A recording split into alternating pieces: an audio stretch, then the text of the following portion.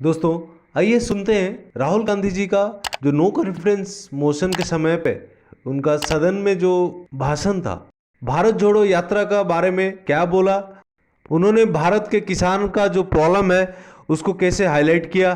चलिए सुनते हैं। पिछले साल 130 दिन के लिए मैं भारत के एक कोने से दूसरे कोने तक गया। अकेला नहीं, बहुत सारे लोगों के साथ।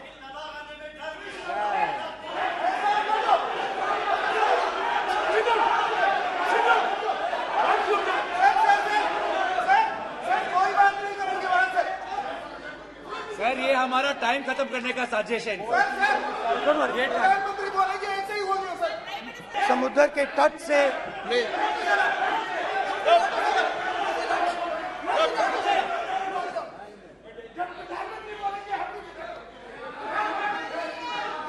माननीय सदस्य प्लीज प्लीज ऐसे धमकाने का बात की मत बोलो यहाँ पे बोलिए। हाँ प्लीज। मैं समुद्र के तट से कश्मीर की बर्फीली पहाड़ी तक चला। नहीं, लद्दाख को मैंने नहीं छोड़ा। यात्रा अभी खत्म नहीं हुई है,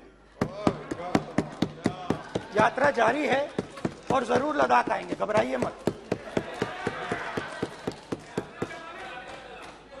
बहुत सारे लोगों ने मुझसे पूछा यात्रा के दौरान, यात्रा के बाद कि राहुल तुम क्यों चल रहे हो, क्या तुम्हारा लक्ष्य क्या है, कन्याकुमारी से कश्मीर तक क्यों जा रहे हो। और जब वो मुझसे पूछते थे, शुरुआत में मेरे मुंह से जवाब नहीं निकलता। शायद मुझे ही नहीं मालूम था कि मैंने ये यात्रा क्यों शुरू की। जब मैं कन्याकुमारी से शुरू हुआ, मैं सोच रहा था मैं हिंदुस्तान को देखना चाहता हूं, समझना चाहता हूं, लोगों के बीच में जाना चाहता हूं, मगर गहराई से मुझे मालूम नहीं था। थोड़ी देर में मुझे बात समझ आने लगी। जिस चीज से मुझे प्यार था, जिस चीज के लिए मैं मरने को तैयार हूं, जिस चीज के लिए मैं मोदी जी की जेलों में जाने को तैयार हूं, जिस चीज के लिए मैंने 10 साल हर रोज गाली खाई, उस चीज को मैं समझना चाहता था। ये है क्या जिसने मेरे दिल को इतनी। भाई, आप रनिंग कमेंट्री बंद करो, नहीं तो हम भी चालू करेंगे। सुनने का धैर्य रखो। जिस चीज ने मेरे दिल को इतनी मजबूती से पकड़ रखा था, उसको मैं समझना चाहता। शुरुआत में जैसे मैंने शुरू किया, सालों से मैं हर रोज 8-10 किलोमीटर दौड़ता हूं, तो मेरे दिमाग में था कि अगर मैं 10 किलोमीटर दौड़ सकता हूं तो 25 किलोमीटर चलने का क्या मतलब, कोई बड़ी बात नहीं है। ये मैंने सोचा था। आज मैं उस भावना को देखूं तो वो अहंकार था कि मैं ये कर सकता हूं, ये कुछ नहीं है। तो मेरे दिल में उस समय अहंकार था, मगर भारत अहंकार को एकदम मिटा देता है, 1 सेकंड में मिटा देता है। तो हुआ क्या, एक दिन मैं सह नहीं पा रहा था, एक छोटी सी लड़की आती है, मुझे चिट्ठी दे देती है। मैंने चिट्ठी खोली, 8 साल की थी, उसमें लिखा था, Rahul I am walking with you, don't worry. उसने मेरे पैर में चोट देखी और उसने अपनी शक्ति मुझे दे दी। सिर्फ उसने नहीं, लाखों लोग ने। और शुरुआत में जब मैं चल रहा था, कोई किसान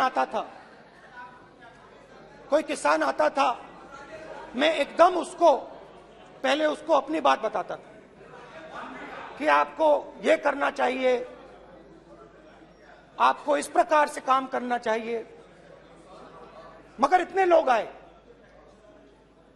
हजारों लोग आए कि थोड़ी देर में मैं बोल नहीं पाया। जो मेरे दिल में बोलने का डिजायर था वो बंद हो गया, बोल ही नहीं पाया क्योंकि इतने लोगों से बोलना था। और एक सन्नाटा सा छा गया, भीड़ की आवाज थी, भारत जोड़ो, भारत जोड़ो, भारत जोड़ो। और जो मेरे से बात करता था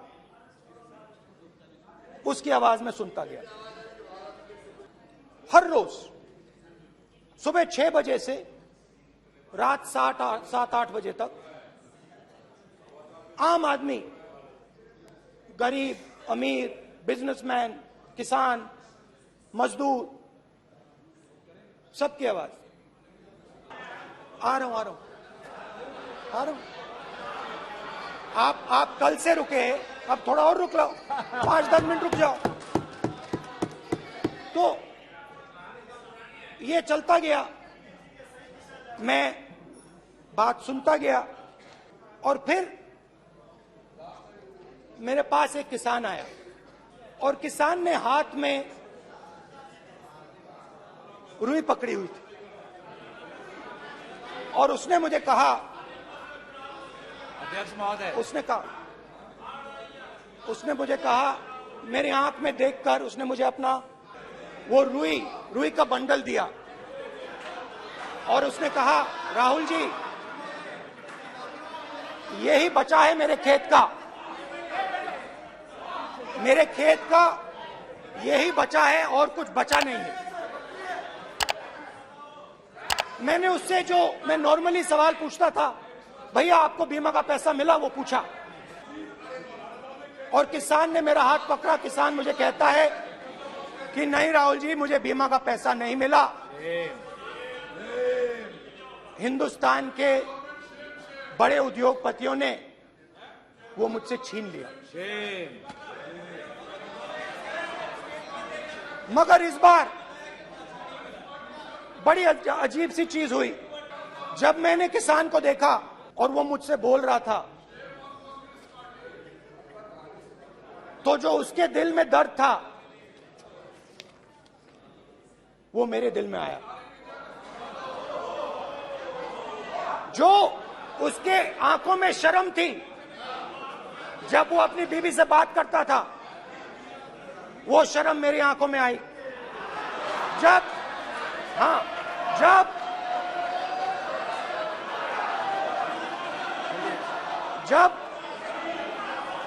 उसकी जो भूख थी वो मुझे समझ आई। और उसके बाद यात्रा बिल्कुल बदल गई। मुझे भीड़ की आवाज नहीं सुनाई देती थी, मुझे सिर्फ उस व्यक्ति की आवाज सुनाई देती थी जो मेरे साथ बात कर रहा था। उसका दर्द, उसकी चोट, उसका दुख, मेरा दुख, मेरी चोट, मेरा दर्द बन गया। आपने देखे कि कैसे राहुल जी ने सदन में अपना बयान रखा, अपना भारत जोड़ो यात्रा को लेके, जो भारत की जो गरीब श्रेणी है उनका क्या प्रॉब्लम है उसके बारे में उन्होंने बताया। और इसी तरह का वीडियो देखने के लिए हमारे चैनल को सब्सक्राइब कीजिए। धन्यवाद।